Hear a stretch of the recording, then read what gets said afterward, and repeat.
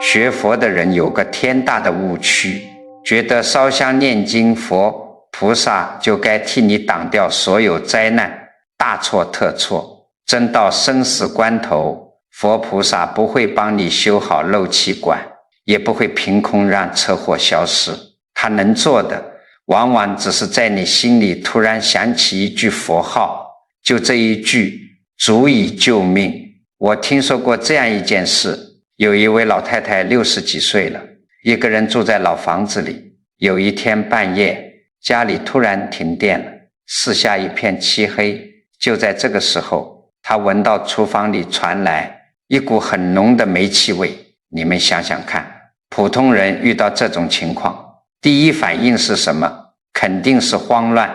要么赶紧摸黑去开灯看看怎么回事，要么吓得赶紧冲进厨房去找漏气的地方。可是这位老太太就在她心里刚刚起了一阵恐慌，准备迈步往厨房冲的那一瞬间，她的脑子里没有任何预兆的，突然非常清晰的想起了一句阿弥陀佛。这句话不是她自己刻意念出来的，当时那个惊险的情况，她早就吓得把平时念经的习惯忘到九霄云外了。这4个字更像是冥冥之中有人，先在她的心里，在她的脑子里大声地念了一遍。当这一句佛号响起来之后，就好像一盆凉水瞬间浇灭了她心里的火。老太太心里原本的那种极度慌乱，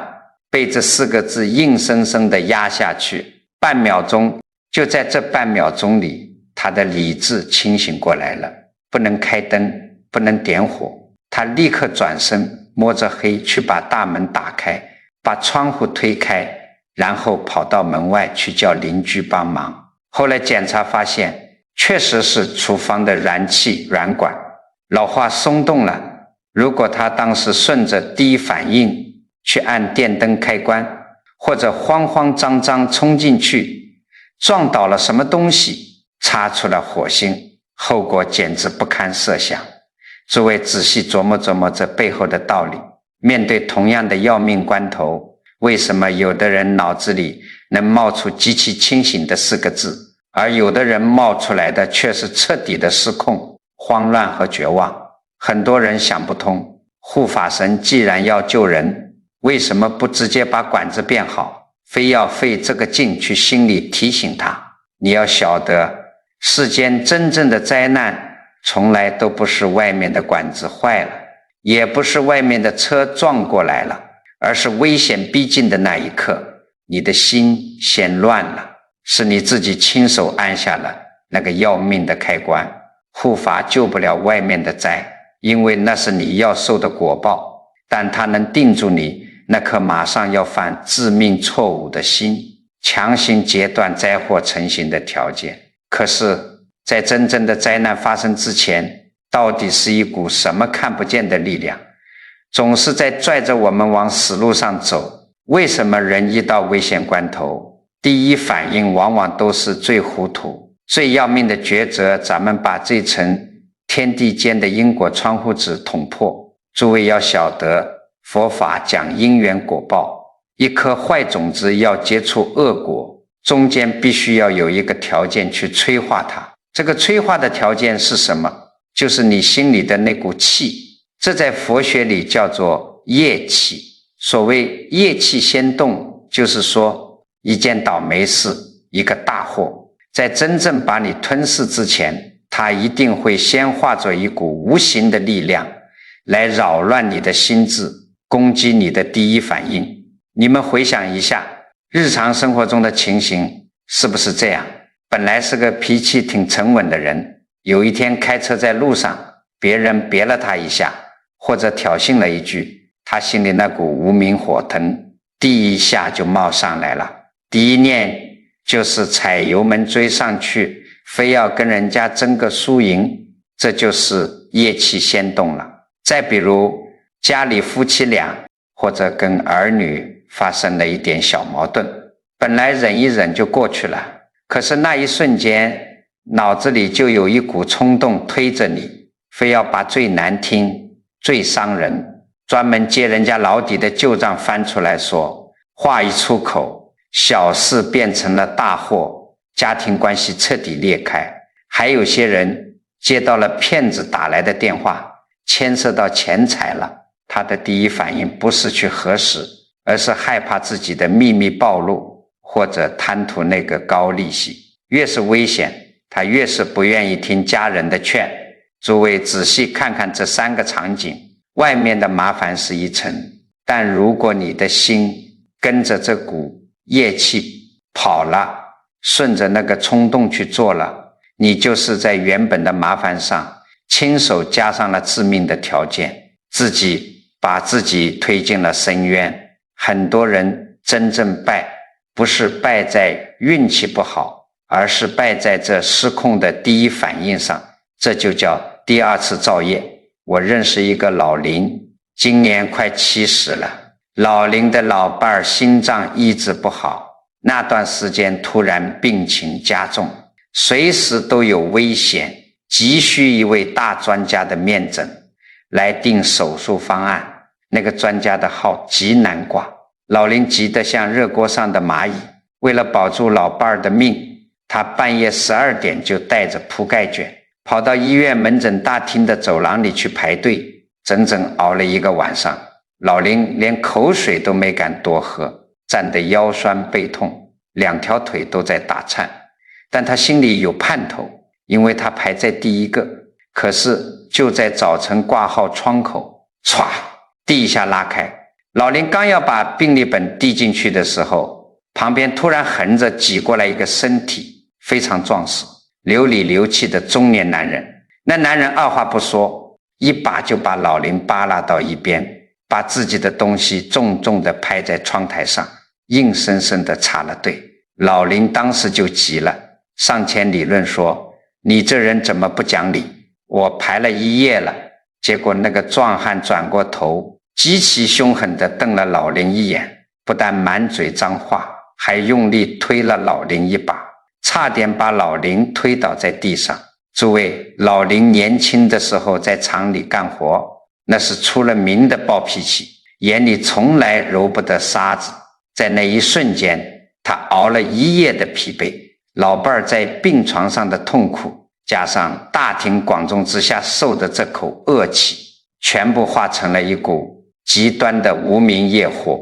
轰地一下就冲到了头顶。他彻底失去了理智，他脑子里只有一个念头，今天我就是不过了，也要弄你这个欺负人的王八蛋。这时老龄正好看到旁边墙角放着一个沉甸甸的不锈钢的大号垃圾桶，他2步跨过去，双手抓起那个几十斤重的金属桶，憋足了全身的力气，高高的举过了头顶。他站在那个插队的男人背后，只要他一松手，那个沉重的铁桶砸在对方的后脑勺上，绝对是场大事故。在那1秒钟里，老龄把自己的一切全部压在了一口恶气上，这就是业气，牵引着人走向同归于尽的边缘。可是就在铁桶正要狠狠砸下去的那0.1秒，一个不可思议的事情发生了。老龄这样一个平时从来不信佛、脾气火爆的老头，脑子里竟然毫无征兆的极其大声地响起了一句阿弥陀佛。这是他老伴儿平时在家里干家务时经常念叨的一句话。就在这一瞬间，这4个字像一道惊雷，又像一盆冰水，直接浇在了老龄的心上。老龄浑身一激灵，手不受控制的一抖，那个沉重的金属垃圾桶偏了方向，从他手里滑落，咣当一声巨响，重重地砸在他自己的脚边。这声巨响把整个大厅的人都吓了一跳，保安和护士赶紧冲了过来，把那个插队的男人拉开，控制了局面。老龄当时瘫坐在地上，大口大口地喘着粗气，冷汗把后背的衣服全湿透了。过了没几天，医院保卫科的人告诉老龄，那天那个插队的男人是个身上背着重案，到处逃窜的暴徒，而且身上藏着弹簧刀。老林那天如果真的拿铁桶砸下去，以那个暴徒的凶残，绝对会拔出刀来拼命。老林不仅报不了仇，可能自己也凶多吉少，而他呢，躺在病床上等救命的老伴儿也就危险了。诸位听到这里要倒吸一口凉气啊！你们看明白因果是怎么运作的了吗？那个暴徒是个恶因，他出现在那里是老林的灾难，但灾难要想真正要了老林的命，必须要老林亲手去配上那个缘，也就是老林那一刻失控的愤怒。护法神真的存在吗？当然有，但他不是从天上掉下来把那个暴徒变走。世间的因果谁造的谁去受，别人代替不了。护法神真正能做的是在老林的恶念即将把灾难点燃的最后一刹那，借着老林老伴儿平时留在老林心底的那个声音推了他一把。这句佛号他最先改变的不是外面的坏人，而是老林自己。他让老林的狂怒停顿了半秒钟，这短短的半秒钟停顿就深深地截断了老林要在灾难中造下的第二次恶业。事情没闹大，他的命保住了，他老伴儿的手术也顺利做了，这就是命运支线的彻底改变。所以大难来临的时候，人不会忽然变成另一个人，你平时在心里养了什么，到了紧要关头就会毫无遮掩地拿出来。有人拿出嗔恨去拼命，有人拿出恐惧去逃避，而有些人拿出的却是一句自己都来不及准备的清净佛号。不过讲到这里，很多人听完可能心里会冒出一个疑问，老林平时自己又不信佛，甚至可能还嫌老伴儿念经吵，他根本就没有去刻意记这句话，那到了生死关头，这句能保命的阿弥陀佛到底是从哪儿钻出来的？他平时到底藏在咱们身体的哪个地方？这个问题非常核心，诸位要晓得，我们平时脑子里想事情，算计账本，琢磨晚上吃什么，这都叫表层意识。表层意识是很浅的，也是很乱的。而佛法里头唯识中讲了一个非常重要的词，叫阿赖耶识。阿赖耶识就好比是你生命最深处的一个大仓库，一个无底洞一样的生命记忆库。你这辈子甚至你过去生生世世所有说过的话，做过的事，动过的念头，只要发生了，它就不会凭空消失，而是变成了一颗一颗极其微小的种子，全部被丢进了这个深层的大仓库里。种子发芽变成你的行动，行动又会接触新的种子，循环往复。那么咱们今天讲的本命佛号到底是个什么东西？很多人一听本命就以为是按照生肖算命，说属老鼠的拜哪个佛，属牛的拜哪个菩萨，带个什么牌子。我跟你讲，那都是世俗的把戏。真正的本命佛号不是算命先生分给你的，而是指在你的那个阿赖耶识的大仓库里熏染的最深，扎根最牢。当你的表层意识完全失去控制的时候，它还能自动浮现出来的那一句清净名号。这颗种子是怎么种进去的呢？有3条路。第一条是今生你自己的长期熏习，你每天念佛，一开始只是嘴巴在念，脑子里还在想别的事，但日子久了，慢慢的你走路的时候，洗衣服的时候，发呆的时候，心里会自动续上这句话。这说明什么？说明这句佛号已经穿透了表层，掉进大仓库里了。第2条是祖辈留给你的善缘，就像前面说的老林，或者有的人小时候奶奶每天晚上哄他睡觉，就在床边轻声念阿弥陀佛，孩子当时根本不懂，长大了也忘了，可是奶奶的声音早就化成了一颗清净的种子，藏在了他生命最深处。第3条是累世的愿力。有些人这辈子第一次进寺庙，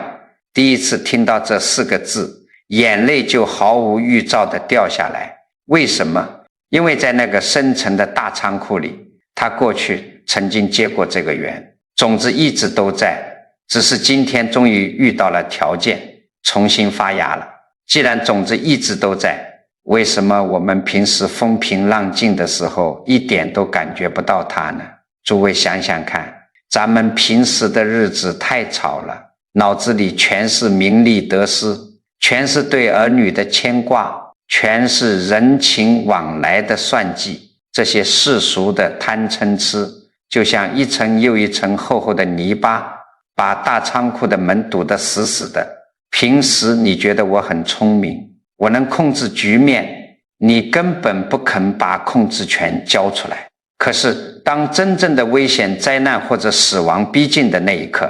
极度的恐惧会让你平时赖以生存的表层思维瞬间断裂，就像突然停电一样，外面那些吵闹的机器全停了。这个时候埋在你生命最深处力量最强的那颗种子就会趁着这个空档冲出来。老林就是这样，愤怒让他理智断电了，老伴儿当年种下的那颗种子就自动浮现出来，救了他一命。为了把这个种子的道理讲透，我给诸位讲一个古代的真人真事。在咱们晋代有一位居士叫阙公泽。晋代那个时期啊，社会很动荡，但是文化上又有一种极其浮躁的风气，历史书上叫魏晋清谈，连带着当时修道学佛的人也都沾染了这种毛病。大家特别喜欢攀比神秘体验，喜欢弄玄虚。阙公泽身边有很多同修的朋友，平时聚在一起，不聊怎么脚踏实地做人，专门聊境界。这个人说，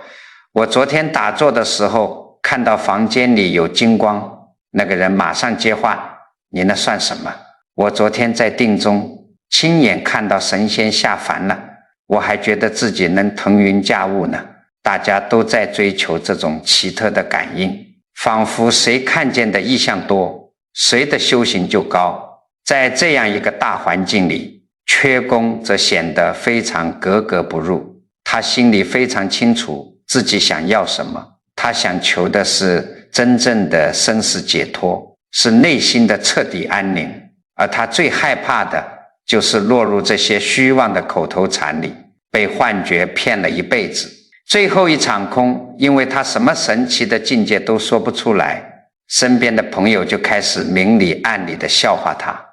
觉得他这个人太笨了，没有慧根。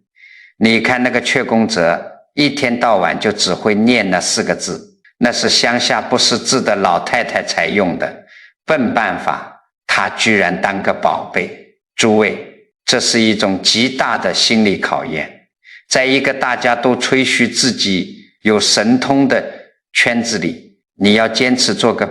笨人是需要极大定力的。阙公泽的赌注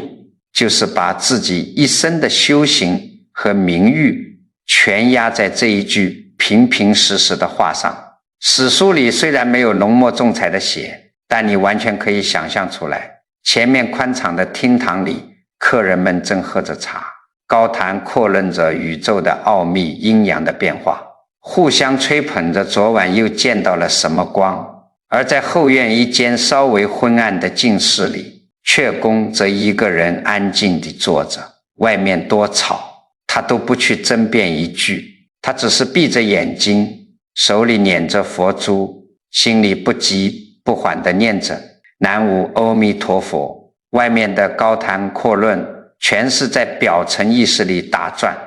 全是在藏傲慢的杂草，而阙宫则在净室里的每一次默念，都是在毫无杂念的把这颗清净的种子一锤一锤的结结实实的扎进自己阿赖耶识的最深处。他不去管什么光，不管什么意象，他只管把这句佛号变成他呼吸的一部分。就这样一年又一年过去，真正检验这颗种子成色的那一天终于来了，那就是临终那些平时自称看见光有神通的人，真到了大病临头生死交关的时候，往往业气翻腾，疼得大呼小叫，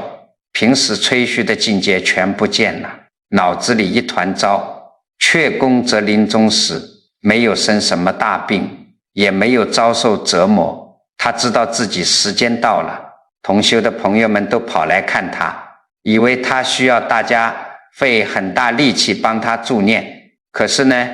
阙宫则极其平静，他的表层意识在逐渐消散，但他深层大仓库里的那颗清净种子极其平稳地接管了他全部的生命。他没有任何恐惧，也没有任何慌乱，在完全不需要外力干预的情况下，神志清明地坐着画去了。就在他断气之后，神奇的事情发生了。当时在场的所有人都听到了屋子里长久地回荡着奇异的天乐之声，甚至闻到了异香。这是什么？这就是阿赖耶识里最纯粹的种子在生命的最后关头结出来的真实果报。阙宫则用他这极其平淡的一生，给后人立下了一个铁证：真正的佛号种子绝不是靠嘴上炫耀种进去的，更不是靠追求意象换来的。你平时越是不弄玄虚，越是不动声色的把佛号揉进柴米油盐里，这颗种子在深层意识里就扎得越稳，到了大难临头或者生死关头，它浮现出来的力量就越纯粹，越不可阻挡。诸位老朋友，你们看明白了吗？你以为那一句救命的佛号是危险发生时才突然从天上掉下来的，其实根本不是。它可能已经在你生命最深处的那个大仓库里默默等了几十年，甚至等了不止这一生一世。那场突如其来的灾难只是强行推开了一扇门，让你终于听见了它。可是咱们把道理推到这里，必须还要往更深处问一句：既然种子在咱们自己的仓库里，为什么偏偏是这4个字？为什么人在最危急的时候浮现的不是你平时最喜欢的一首老歌，不是一句诗词，而是阿弥陀佛？这4个字到底藏着什么特殊的能量，能深深地把那股要命的业气给刹住？很多去寺庙烧香，在家里念经的人心里都有一个极大的误区，他们把念佛当成了一种利益交换，当成了一场买卖，心里想的是，我今天念了10000遍，佛菩萨就欠我一个人情，明天我出门办事，你就必须保佑我顺顺利利。我跟你们讲，抱着这种贪心去念，是接不通真正力量的。诸位要晓得，这4个字不仅仅是一个普普通通的声音，它是一扇门，在这个宇宙中，或者说在你看不到的那个维度里，这4个字背后承载着阿弥陀佛无量劫以前发下的一道极其庞大的大愿。那道愿力里说得很清楚，只要众生在极度苦难、极度恐惧，甚至生死交关的时候，能够从心底里升起一念，呼唤这个名号，这道大愿的力量就会穿透无明，来到你的身边。打个通俗的比方，你阿赖耶识里的那颗种子就是接收信号的天线，或者是那扇大门的钥匙，而阿弥陀佛的大愿就是从彼岸源源不断发送过来的庞大能量。平时风平浪静的时候，你的心被贪嗔痴填满了，被傲慢和恐惧堵死了，这扇门是关着的。到了大难临头的那一刻，你的表层意识崩溃了，你平时最骄傲的聪明才智不管用了，你终于肯把自我的控制权放下了。就在这个防线松动的瞬间，门缝裂开了，佛号的种子一浮现，彼岸的愿力立刻就穿透进来。恐惧和清明是不能同时占据你那颗心的，佛号一进来，恐惧自然就被挤出去了。可是说到这里，最关键的问题来了，既然接通了这么庞大的愿力，既然有护法神在暗中保佑，那为什么有的人念了佛还是会遇到破财挨打，甚至生病出车祸？护法神为什么不干脆施展一个法术，让骗子立刻被抓，让撞过来的汽车直接飞上天呢？这就要讲到因果里最核心也最铁面无私的一个词，叫做定业。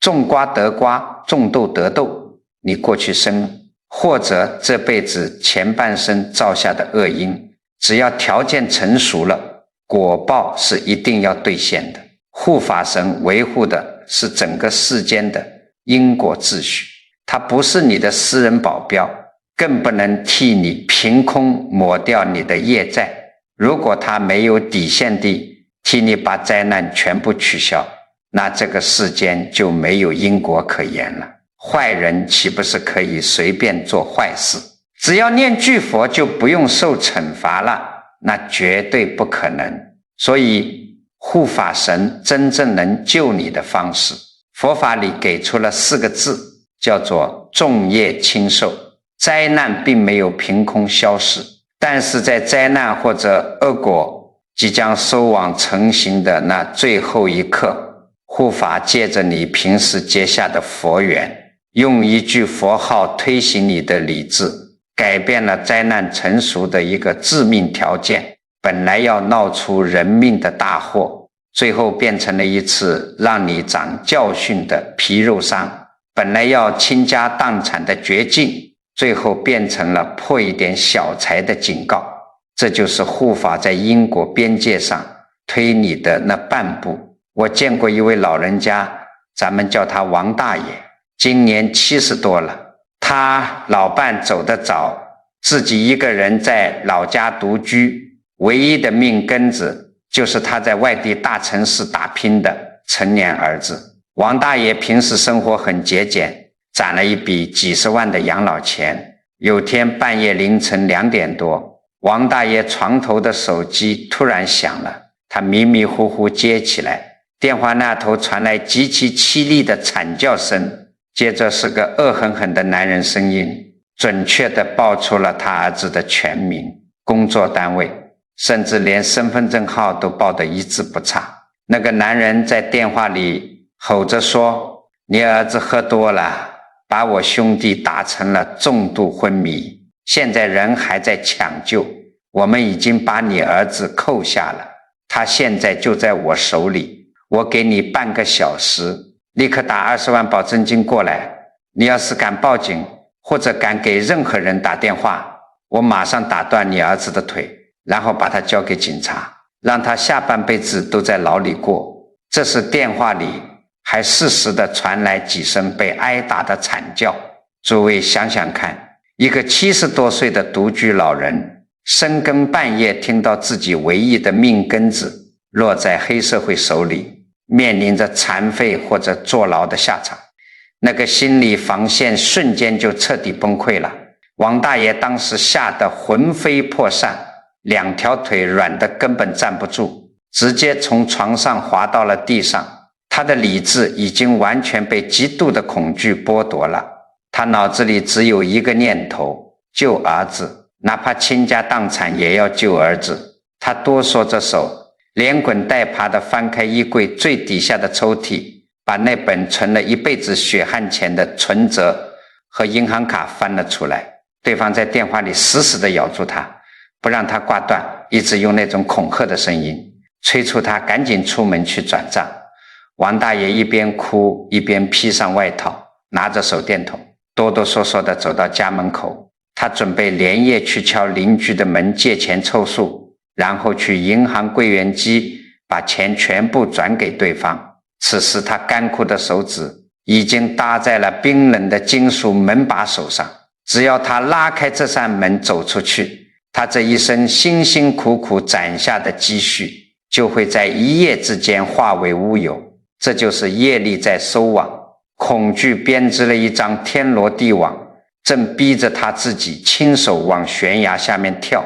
就在王大爷的手用力准备压下门把手的那一刹那，他那个完全被恐慌占满的脑子里极其突兀地冒出了一声平时老伴在世时常带他念的南无阿弥陀佛。这声音不大，但在他心里却像敲响了一口铜钟。这句佛号冒出来之后，王大爷那原本急促的快要喘不过气来的呼吸突然顿了一下，就像是在狂风暴雨里突然闪过了一道极其短暂的亮光。就趁着这一丝亮光，他的脑子里闪过了一个平时绝对能想到但刚才却被彻底屏蔽了的常识。儿子前2天明明打电话说这几天在跟老板集中封闭开会，怎么可能大半夜跑出去喝酒打人？这点疑心一升起，他搭在门把手上的手就僵住了。他停在门口，没敢挂断手里那个骗子的电话，而是悄悄摸起茶几上的座机，抱着试一试的心理拨打了儿子的手机号码。电话响了很久，终于通了。电话那头，儿子带着浓浓的睡意，很不耐烦地说：喂，爸，大半夜的干嘛呀？我明天一早还要开会呢，在宾馆睡觉呢。听到儿子真实平安的声音，王大爷手里的座机话筒啪地掉在地上，整个人像烂泥一样瘫坐在门口，哇的一声大哭出来。他躲过了一场灭顶之灾。诸位仔细看看这当中的因果机制。骗子找上门，这是王大爷命里该有的一劫，是他的业报显现了。护法神难道不知道有人在行骗吗？知道，但护法神没有在半夜没收骗子的电话，也没有施法让王大爷的手机自动关机。为什么？因为因果的网已经撒下来了。但是在王大爷即将亲手把一生的积蓄交出去的最后半秒钟，护法神借着那一粒深藏在他心底的佛号种子，狠狠地推了他半步。恐惧会制造完美的幻觉，让你疯狂地配合业力的牵引，而这句佛号就是劈开这无名大网的快刀。它不替你变走骗子，但它能让你停顿那1秒钟。只要你停下来，找回了理智，看破了谎言，这场灾难就失去了成熟的最后一块拼图。这就是重业轻受。王大爷受了极大的惊吓，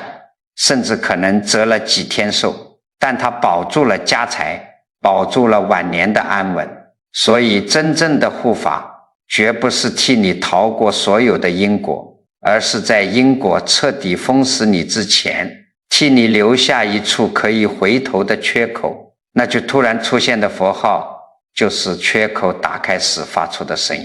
讲到这里，很多老朋友可能心里一阵激动，觉得哎呀太好了，以后我心里只要突然冒出个什么声音，或者突然有个什么强烈的直觉，那就一定是菩萨在给我指路了。诸位老朋友，我马上要给你们泼一盆冷水，你们千万不要有这种想法，这在修行里是一个极其危险的悬崖。咱们老祖宗常说一句话，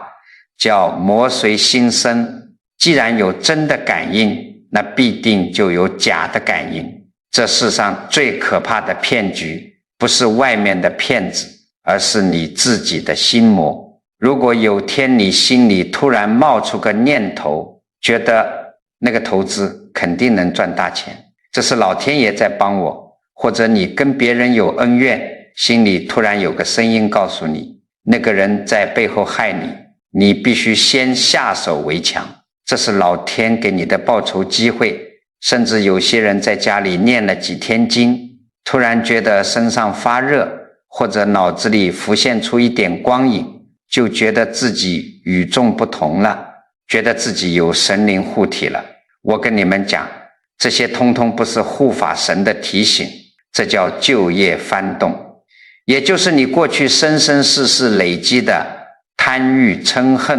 和傲慢，在这个时候跑出来伪装成天意来给你下套。很多人不明白为什么我念佛，我想做好人，反而会有这种乱七八糟的念头跑出来。佛法里有一部非常伟大，专门破除魔障的经典，叫《楞严经》，里面讲得非常透彻。我用大白话给诸位解释一下，人的心就像一口千年没有清理过的池塘，你平时心很乱，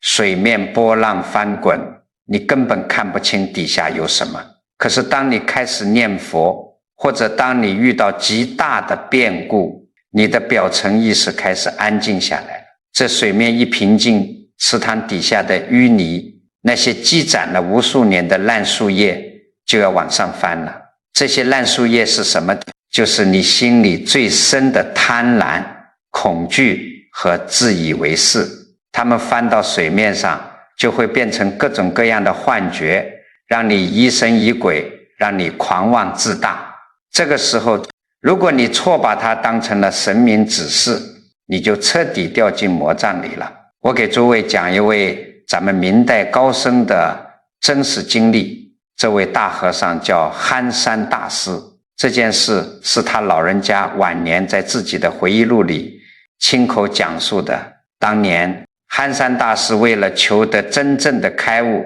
一个人跑到五台山上去闭关，那可是真正的苦修啊。五台山的冬天冰天雪地，滴水成冰，他一个人在山里的茅棚里打坐，不跟外界接触。他心里最渴望的是能看透生死的大道。有一天，他在深度的打坐中，突然感觉到自己的身体发生了一种不可思议的变化。他觉得自己的身体变得极其轻盈，好像风一吹就能飞起来。不仅如此，他闭着眼睛，竟然觉得自己能腾空而起，在半空中行走，而且他眼前出现了一幅幅无比清晰的画面，他甚至能看到万里之外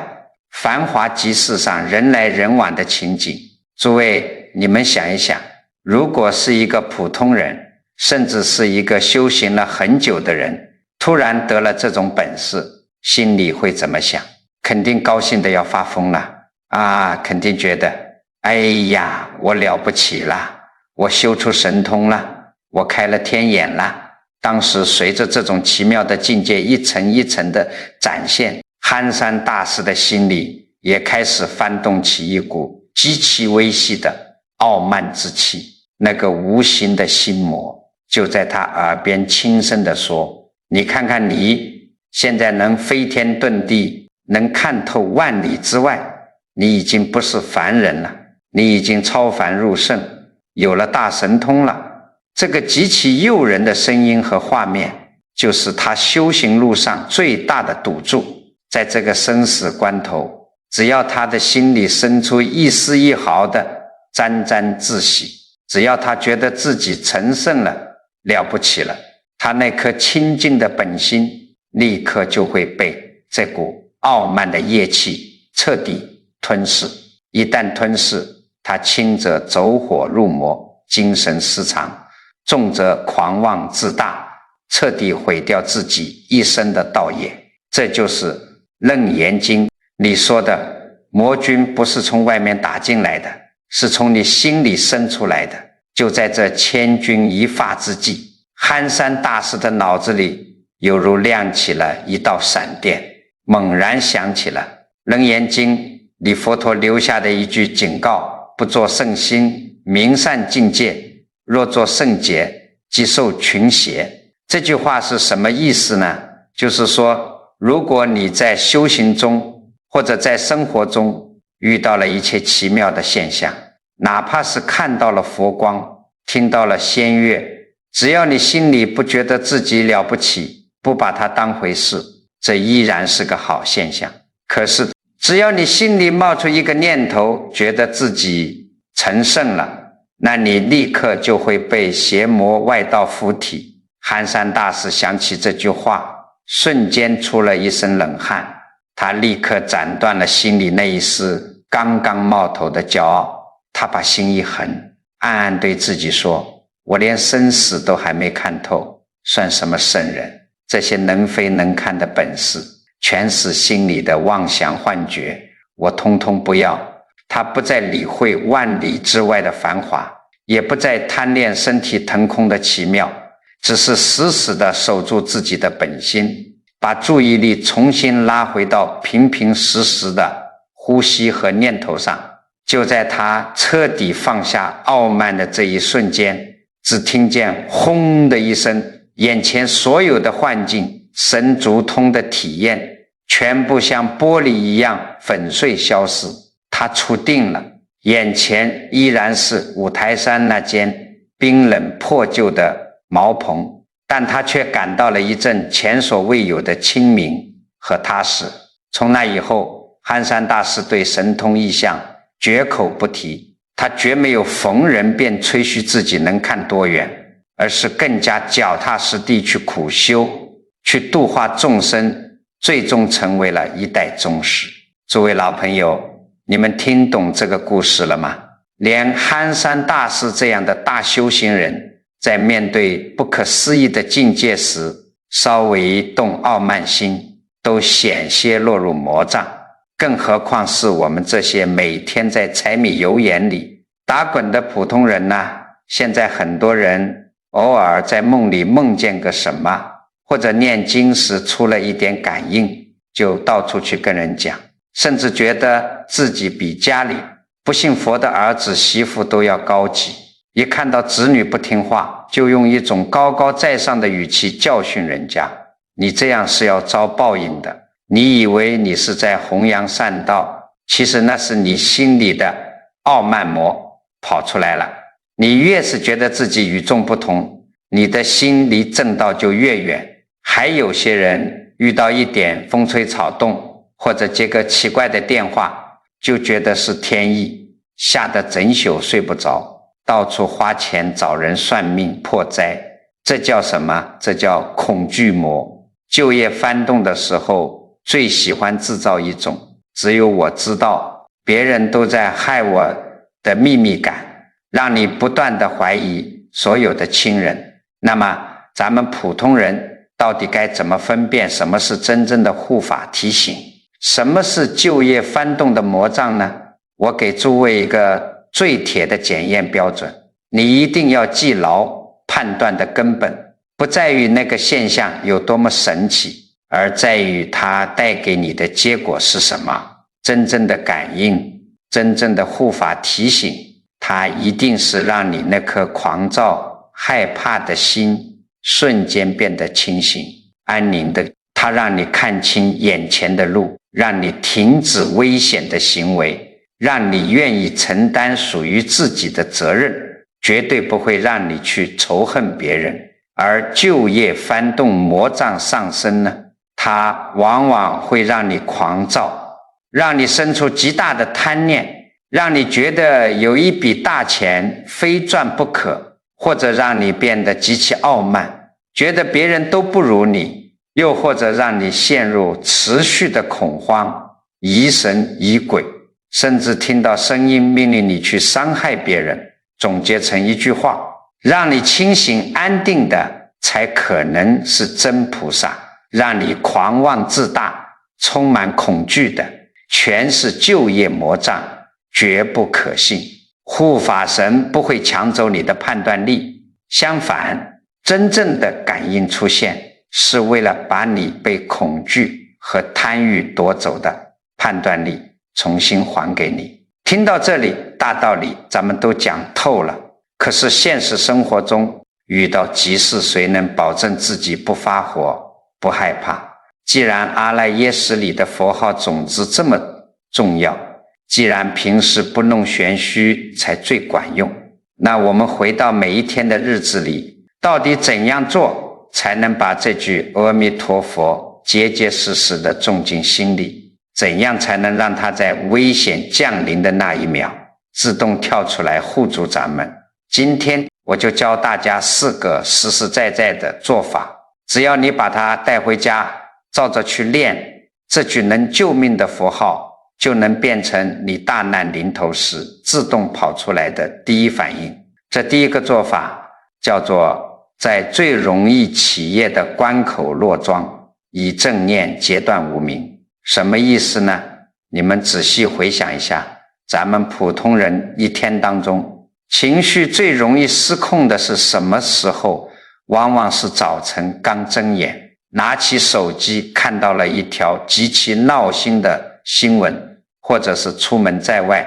别人毫不讲理地占了你的便宜，又或者是老两口在屋里，对方突然无缘无故地抱怨了你一句，你心里那股火腾地一下就冒到头顶了，嘴巴比脑子还要快，马上就要毫不留情地顶回去。就在你血液往头上涌，马上要发火，马上要还嘴的这个关口，就是你造下新恶业，招惹灾祸的门槛。从今天起，以后再遇到这种火烧眉毛的时刻，你强迫自己只做一件事，先闭上嘴，把那句马上要脱口而出的狠话深深地憋回去，让自己的动作停顿半秒钟。就在这半秒钟里，你在心里清清楚楚地默念一句阿弥陀佛。你不要小看这半秒钟，就这停住的一刹那，你那股冲动的无明业火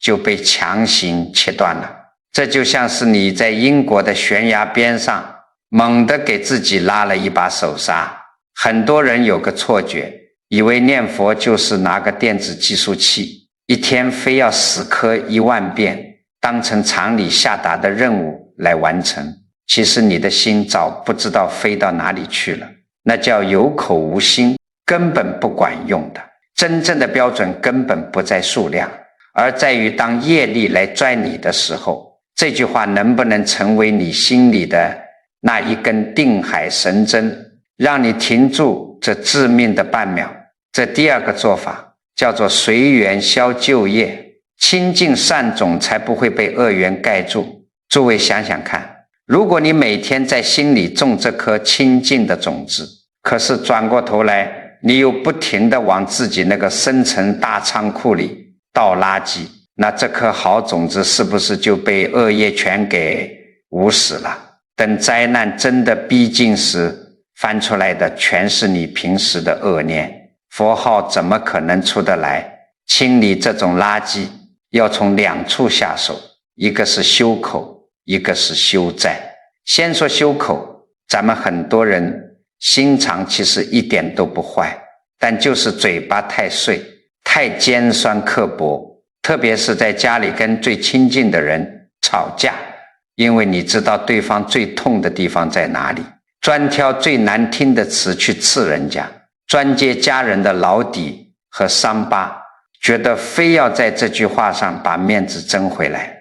我告诉你，这就叫造极重的口业，以后千万别这样了，忍住少说一句刻薄话，其实就是在给未来的灾难抽掉一块底下的柴火。再说修债，你在外面欠了别人的钱，或者欠了别人很大的人情承诺，只要自己有能力，就要踏踏实实的一点一点的去还。千万不要有个极其荒唐的念头，觉得我现在学佛了，我天天发善心，有护法神保佑我了，以前欠的钱和债我就能赖掉不还了。你要是敢这么想，你就是用最肮脏的贪念死死地盖住了心里的清净种子。因果是铁律，你不去随缘消旧业，到了紧要关头，业力最先找上门的就是你。第3个做法非常实用，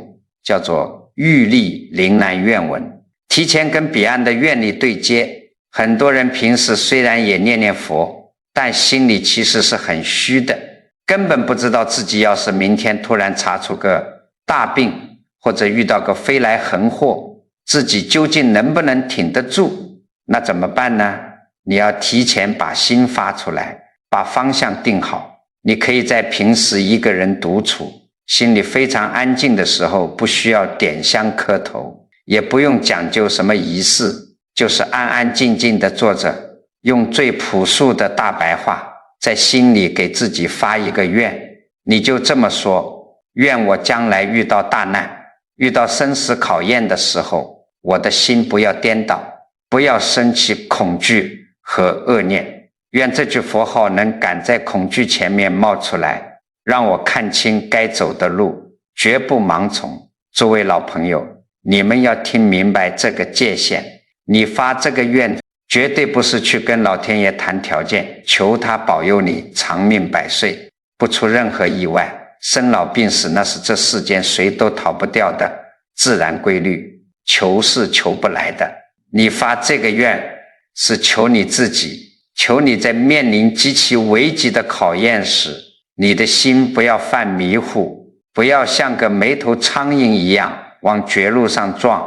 不要去听信那些骗人钱财的旁门左道。只要你的心不颠倒，哪怕大风大浪打过来，也只能伤到你的皮毛，毁不掉你的根本。最后这第四个做法，关系到你们整个家庭的福报，叫做家运共修。咱们很多老朋友都不是孤身一人，都有老伴，有儿女。你一个人在屋里心静如水，要是家里的气场是一锅沸水，你也极其容易被拖下水。所以在家里养成一个不造口业、临危不乱的家风，这比你将来留给儿女多少的财产都要紧得多。这怎么共修呢？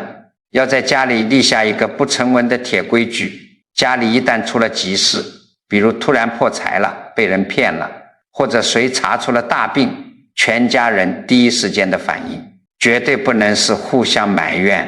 绝对不要说你看我早就跟你说过会出事吧，都怪你当初不听我的劝。这种废话，这种指责，在灾难面前就是赤裸裸的火上浇油，只会把全家人推向更深的恐慌。遇到事情，全家人先定住气，不指责，去解决。如果家里有老人夜里突然感到极度害怕，心里发慌，做儿女的或者老伴什么大道理都不要讲，就默默地坐在旁边陪着他轻声，平稳地把佛号念出声来，用这个熟悉清净的声音，把家里那种恐慌的随时要崩溃的气场给彻底定住。这里面还有一个最容易犯的错误，我今天必须把它点破。有些老太太学了一点点皮毛，只要家里人不顺心，或者晚辈遇到点挫折生了病，她马上就摆出一副高高在上的样子去教训人。你看看，你不信佛吧，你不听我的劝吧，遭报应了吧。诸位，你这哪里是在修行啊？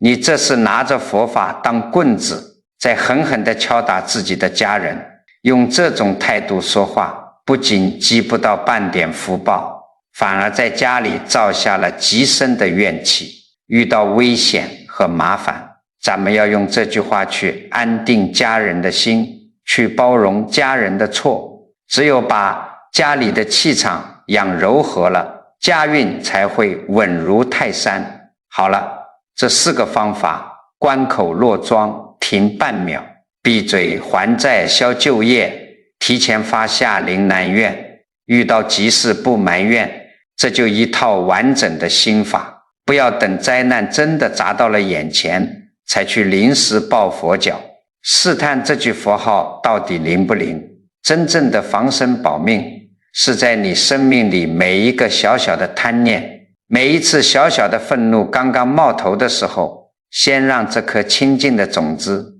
替你死死地守住心门。好了，今天讲了这么多，我知道你们听完回头可能又忘了，我在最后给你们啰嗦一遍，这三个佛法道理和做法，你们务必记住。第一，你们要记住，大难来临前，业气最先迷住的是你的心。回去以后，在家里快要发火吵架，心里起贪念的时候，大难来临前，千万别急着开口，先忍住半秒钟，在心里把佛号提起来，压住这要命的第一念。第二，护法不能替你取消因果，他只能在你迷糊的时候推你一把。所以遇到别人催你赶紧掏钱，或者说家里出事的时候，先别盲目行动，利用佛号争取来的这半秒钟去求证，不要执迷不悟地往坑里跳。第三，真正的感应绝对不会让你狂妄恐惧，凡是让你疑神疑鬼、自以为是，甚至想去报仇的念头，全是你的旧业魔障在骗你。只管守住本心清明，绝不盲从。世人总以为护法保佑就是让自己这辈子无灾无难，其实真正的护法是灾难来的时候不让你先失去自己，他未必替你移走前方挡路的石头，却会在你即将跌落悬崖的时候，让你心里响起一个声音，提醒你停下来。这个声音不替你违背因果，却能让你不再继续制造新的因果。它不保证事事皆如所愿，却能在命运最黑的那一刻替你守住回头的方向。如果你觉得我今天把这深层的因果机制给说透了，对你有帮助，那就动动手指，给这个视频点个赞，点个关注，留下这份善缘。你也大可以把这段话转发给你的亲戚朋友，你每一次转发其实就是在他们的深层意识里提前种下了一颗防身保命的清净种子。最后我想请看到这里的每一位老朋友能在评论区里留下你的善言。你可以写愿危难之时本心不乱，或者写祈愿家宅安定，过往业缘皆化为善果。大家千万不要小看这屏幕底下的留言，当你和千千万万个老朋友带着这份清明和善意，把这些祈福的话写下来的时候，那汇聚成的就是一道极其庞大，能破除一切无明的正向能量场。你今天在这儿写下的这一句善言，这股驱邪避灾的慈悲磁场，最终全都会回向到你自己身上，回向到你的家人身上。